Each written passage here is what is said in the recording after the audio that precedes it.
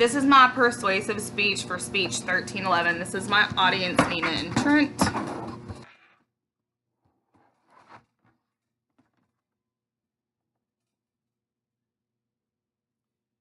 The choice for your own happy ending starts with the controversy over assisted suicide. We deal with this nationwide. Voluntary euthanasia can be determined as when a physician administers a lethal dose to a dying person upon their request. Physician-assisted suicide, assisted death, medically assisted death, the Kevorkian physician-managed death, and also known as mercy killings, terminal sedation. A really close friend of mine, Karen, became diagnosed with stage 3 lung cancer. She was a loving mother of 2, and she began to see the cast a glimpse into her own happy ending. At the age of 55, when she was diagnosed, she decided, because of vanity reasons, that she did not want to deal with the chemotherapy and drugs that the doctors were currently prescribing. Her battle began in a state of denial. She became delicate, confused, and her weight dropped. When she found out that she was no longer a candidate for chemotherapy, she was only 95 pounds. So again, she wasn't a candidate for chemo or other treatments, so she saw what was coming. A long, painful ending. During the past few months, as my family and I have watched her wither away, she often tells us how tired she is. She doesn't want to get out of bed. She doesn't want to shower. She doesn't want to eat, which makes things even worse. The pain medications keep her sedate and almost lifeless. I believe that if it was offered here in the state of Texas, that her family would choose for assisted death. She would be very content taking this choice. Assisted suicide is not just an easy way out for families. Sometimes it's a scream for help to keep the loved ones from the pain and suffering.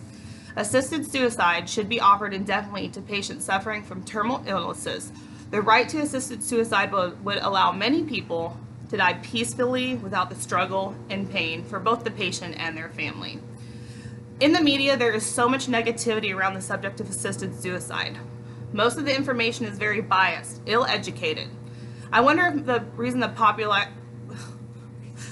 most of the population realizes that this happens every day, but we're okay with it. Animal euthanasia is just a normal part of society. Every day, owners take their pets in, and they get to make the decision whether the pet lives or dies. Jails, they're euthanizing prisoners all around the world, especially here in the United States. Texas has one of the highest euthanasia populations. Here's a few examples. Why is it just such a normal part of society? We euthanize something that has no choice in the matter, but it's frowned upon for a human in the state where they have no control over their body. They don't get a choice. Prisoners are put out of their misery for the pain and awful humiliation. The reason behind all this, it's lack of education. Every day there's thousands of people placed into the care of hospice. They have an in-home nurse, in-home medical equipment, and plenty provided, medication for comfort. The general population uses their tax dollars to pay for all of this. As they sit and wait out their death, many are still in pain, and the aid they're receiving is only prolonging the inevitable pain, suffering, and death. It is with understanding why so many people do not support the choice of assisted suicide. Things like religion, age, emotional aspects, they all play a part in the misinterpretation of this choice. With the proper education, more families will have the chance to choose what is best for them and their family members.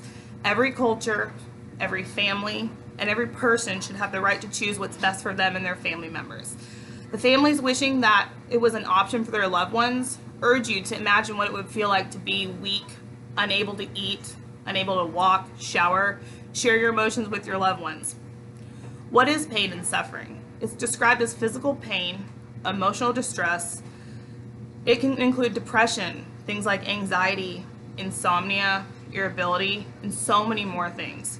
It should ultimately be up to oneself to choose the end of life using assisted suicide. In the long run, everybody chooses their own destiny. The choices made in a person's life are solely up to them. Why should anybody have to suffer through the long and drawn-out process that comes with terminal illness? Assisted suicide is just one of the many options that should be offered to terminally ill patients, allowing them to choose the ending to their story.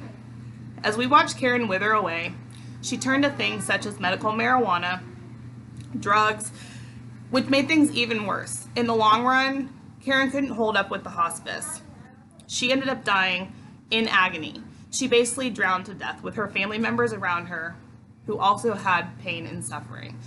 So if it was up to you, would you want your family member to go through all the pain and suffering and not be able to have an assisted suicide?